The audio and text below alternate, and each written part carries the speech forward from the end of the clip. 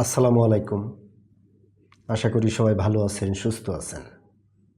আমি আমার ফেসবুক পেজে সবসময় চেষ্টা করি বর্তমান সমাজের সমসাময়িক যে বিষয়গুলো সেগুলো তুলে ধরে সাধারণ মানুষের কাছে পৌঁছে দেওয়ার।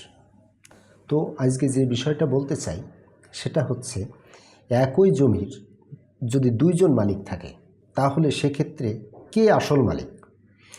দেখা গেল ইসাক সাহেব নামে একটা লোক আছে, তার নামে সিএস খতিয়ান আর এস এ খতিয়ান। তার কাছ থেকে জমিটা কিনছে আব্দুর রহিম সাহেব।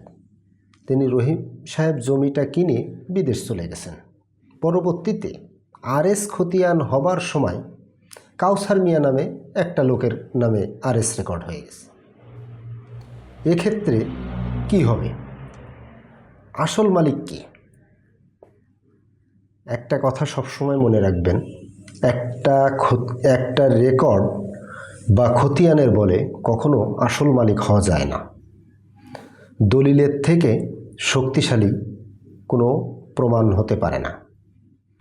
সুতরাং আব্দুর রহিম সাহেবই এই জমির আসল মালিক।